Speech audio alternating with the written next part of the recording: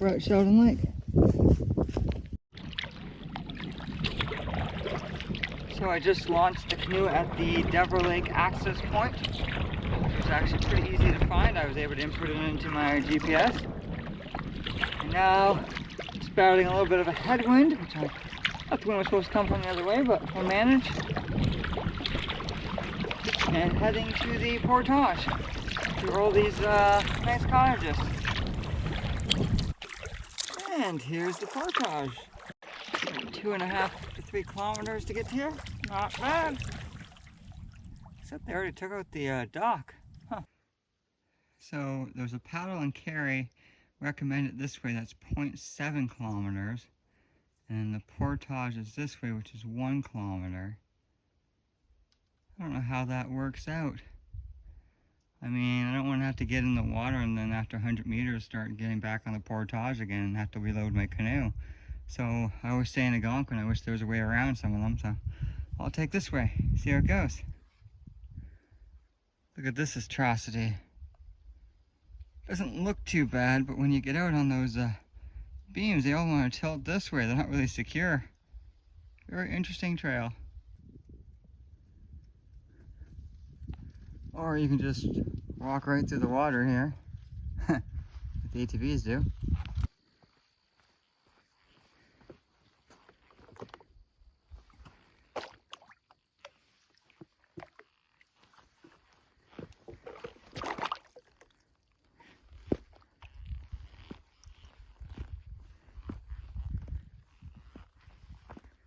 Balance.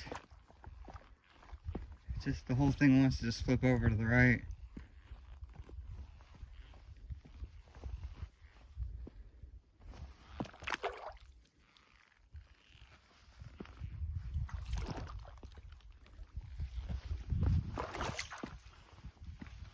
Made it.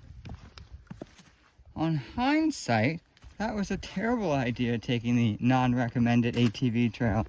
When I go back for the canoe, I'm going to take the recommended paddle and carry route.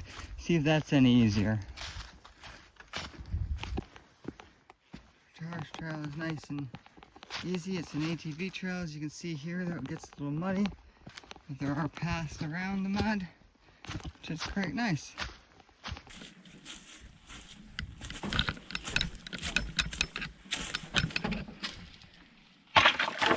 Alright. On to paddling the portage here. Let's see if this is any better. So far it is. It's a lot less weight on my back. Obviously. So far it's getting me through this section. And it does look like it keeps going. Nice.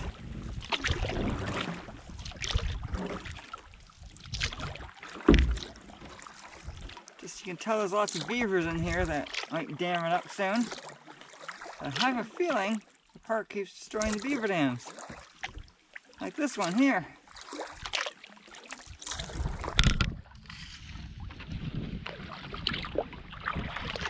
Alright, I guess I just keep going. There might be an orange flag down there, let's see. And now we come to a beaver dam, which is I guess what makes this paddling possible. And what makes the trail flooded. Okay, so we tried to portage over there, but there's another body of water before getting to the other land that the trail's on. So we can see that someone's made a path through here with a canoe. So we're gonna keep trekking on and go past the beaver dam and see where it takes us. Wish Ontario Parks here had a little more signage.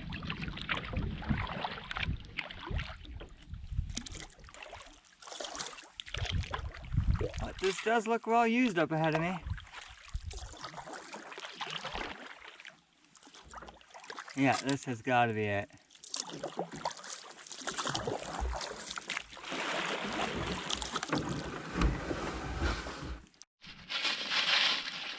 I mean, I don't like the looks of the pudding here, but we'll have to do. Oh. Look at that. There's the portage sign right there. Awesome. On our way to find where I put my pack. And look, there's where I left my bag. Reunited at last. Here's my campsite. I like how it's perched on top of this little hill. It's about maybe 20 meters down to the lake. Nice little spot. The trail's a little too close though. Keep seeing people walk by. Don't 100% like that. And I got the tent. You can't see it right now, but it's all the way up top right behind there.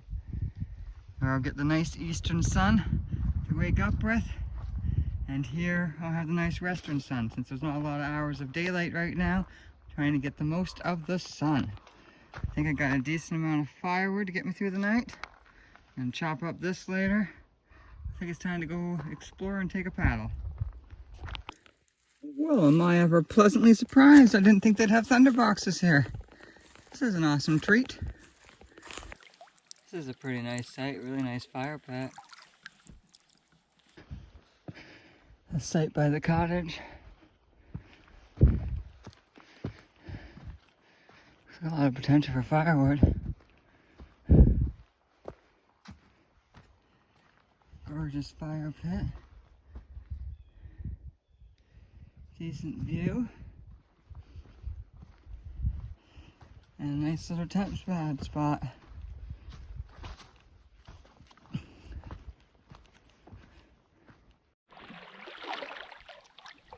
Campsite 28. Great view here, but it faces east. So the sun's already setting, but this is campsite 28. Got the bathroom over there. Nice little tucked away, the benches are really nice, but the fire pit's tucked away in here.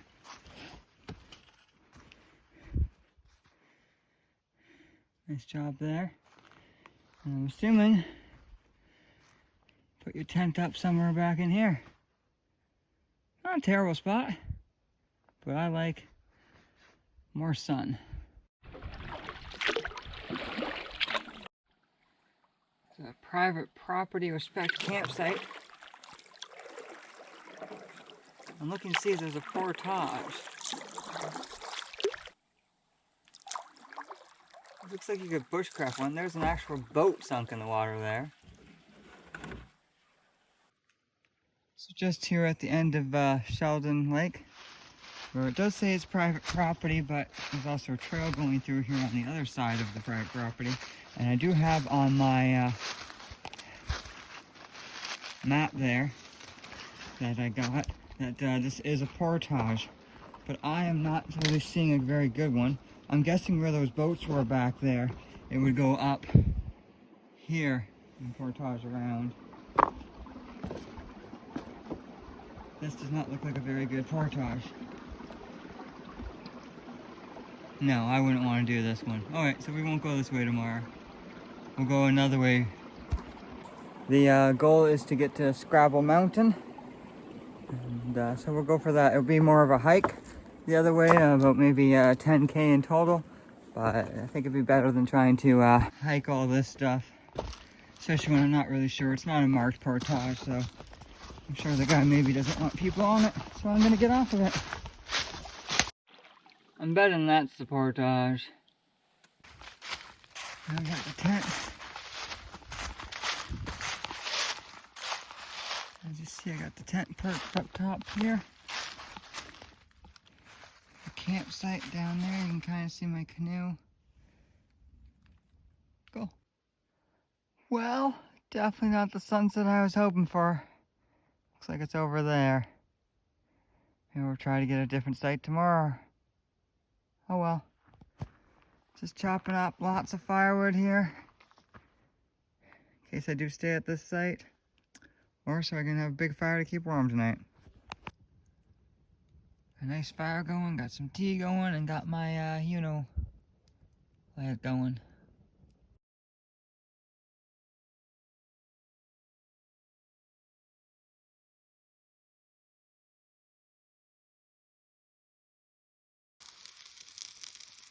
Breakfast going here.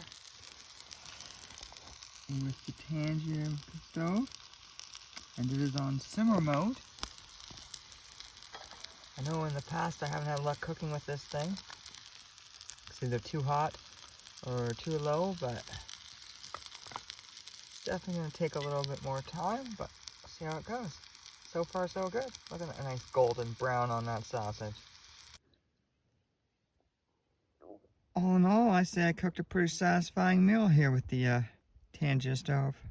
Nice. Just watching the beavers this morning. It rained pretty good last night, which is disappointing. Hoping to use this wood. My forecast said there was no rain. So that was frustrating. Oh well. Let's eat. Day 2. Time to switch sites. I didn't like how I didn't get a sunset. That's the only thing I really didn't like about the site. I guess, man, with the cloudiness, there might not be a sunset, but we decided to move anyways.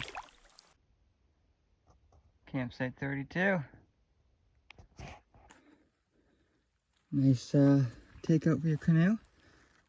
Possible tent pad there, but you gotta remember the next site is right over there. I've just walked between the two sites.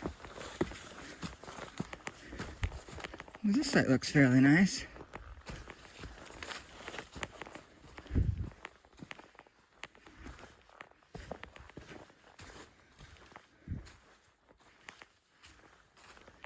Yeah, that's probably the better tent spot over there.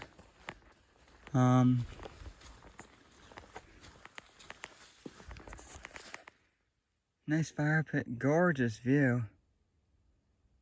Wow, I like that. This is campsite 30. Got a nice little rock out here to go swimming on. This is a site that John from Latitudes stayed on, I believe. Where we caught all those fish. Here's the campsite that's closest to the ATV trail. As you can imagine, it's pretty wide open. See, the bathroom's back there somewhere. There's a fire pit up there. As you can tell, there's not a lot of water access. I think this one is mostly for the hikers, so I'm not going to do much of a review. That's campsite 27. To Cooney Lake. 719 meters. The portage to Cooney has a bit of an obstacle here to cross this creek. So much for dry footwear. Huh. This looks fairly safe.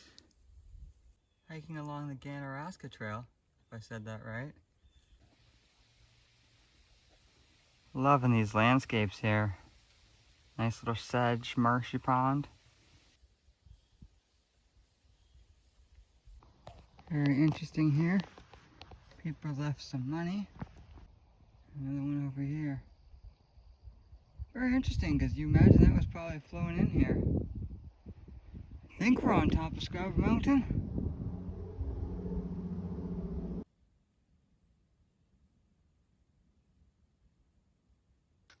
Check this out. It's like an oak leaf gall. An insect recently has hatched from. Pretty cool.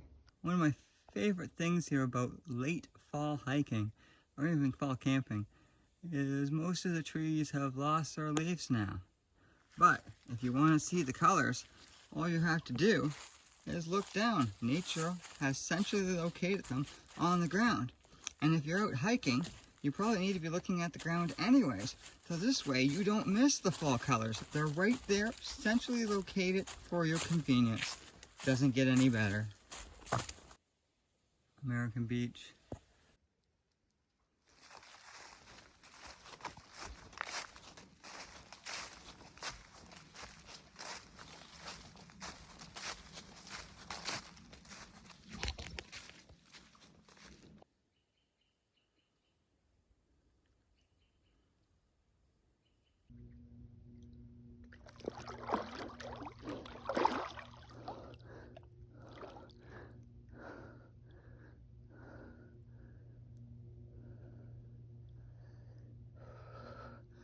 late October swimming or plunging in the water. Definitely cold, but great refreshing, especially after all those cold showers I've been having.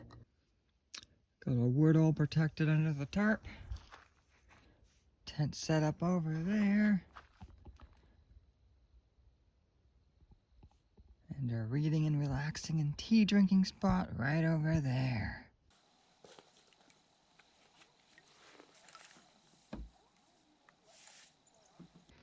We got a raining morning right now. Luckily it withheld until I tore down my tent and made myself breakfast. Now I'm thinking it is time we get our bags packed and set off and head home to this much needed trip. It was very mentally and spiritually needed, and time to reconnect with the world and move forward in what I need to do. I feel I have the clarity. This is probably the last trip of the year for canoe tripping. We will see though. Obviously it's all according to weather and time off nowadays.